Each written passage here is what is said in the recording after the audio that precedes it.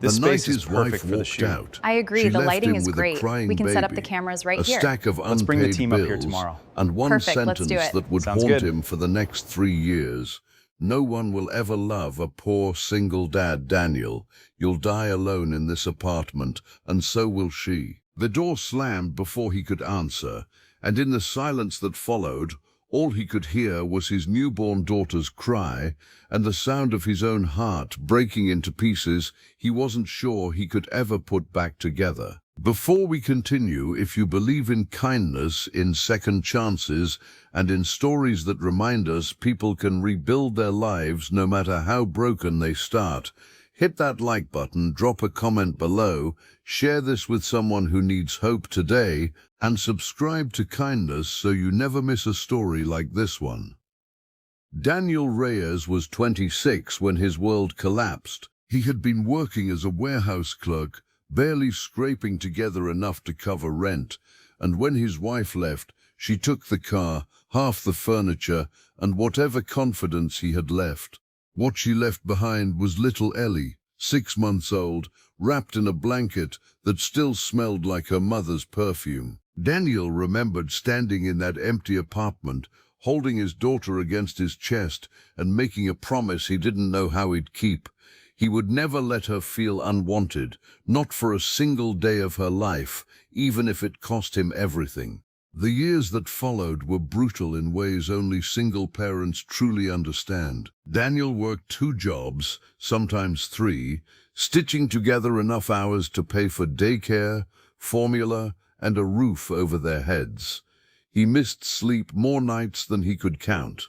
He learned to braid hair from a video at 2 in the morning because Ellie had a school picture the next day, and he refused to let her show up looking uncared for. He sold his guitar, the one thing that had been purely his, to cover a hospital bill when she caught pneumonia at age 2. He stopped dating entirely, not because he didn't crave connection, but because every woman he tried to open up to eventually said some version of the same thing his ex had said, that raising someone else's obligation wasn't romantic, that a broke man with a toddler wasn't a catch, that love and struggle didn't mix well together. Each rejection confirmed what his ex had promised him on her way out the door, and slowly Daniel stopped believing love was something meant for men like him.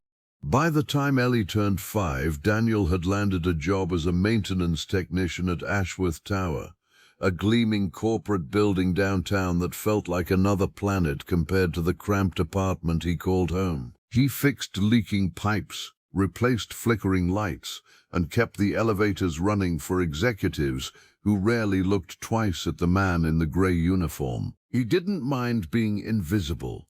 Invisible meant safe.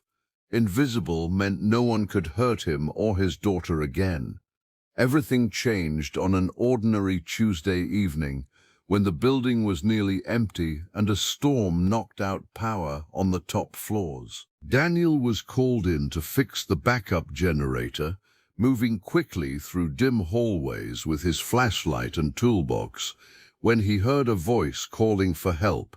He found her in the stairwell, Victoria Ashworth, the company's CEO, trapped when a fire door had jammed shut during the outage, her ankle twisted from stumbling in the dark.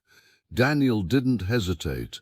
He pried the door open, carried the weight of her arm across his shoulders, and guided her carefully down 4 flights of stairs, talking to her gently the entire way to keep her calm. The same steady voice he used when Ellie had nightmares. What Victoria remembered most from that night wasn't the pain in her ankle, but the patience in this stranger's voice, and the quiet dignity with which he refused to let her feel like a burden.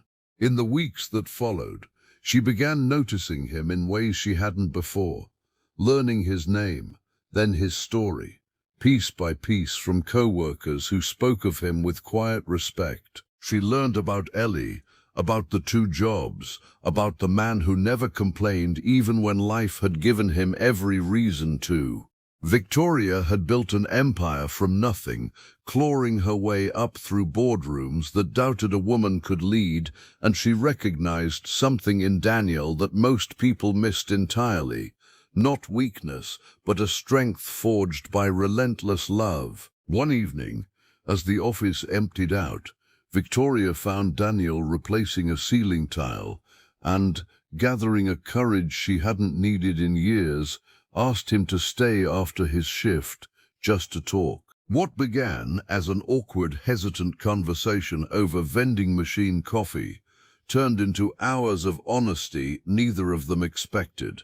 Daniel told her about the night his wife left, about the words that had followed him ever since, about how he had convinced himself that love was a door permanently closed to men like him. Victoria listened without pity, and when he finished, she said something that shattered every wall he had built, that the love that raised a child alone, that sacrificed sleep and pride and comfort without complaint, wasn't something that made a man unlovable. It was proof of exactly how deeply he was capable of loving. Their friendship grew slowly, carefully, built on Tuesday coffees and honest conversations rather than grand gestures.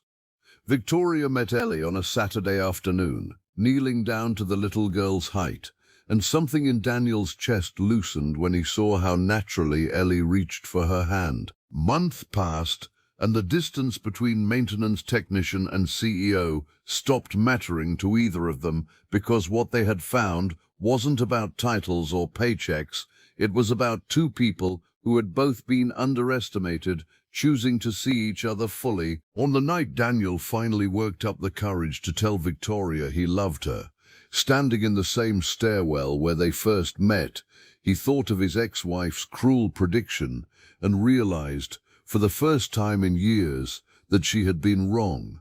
Someone had loved a poor single dad. Someone had looked past the empty bank account and seen the fullness of his heart instead. If this story touched you, if it reminded you that love finds the people who deserve it most, please take a moment to like this video, leave a comment sharing your thoughts, share it with someone who needs a little hope today, and subscribe to Kindness for more stories that heal the heart.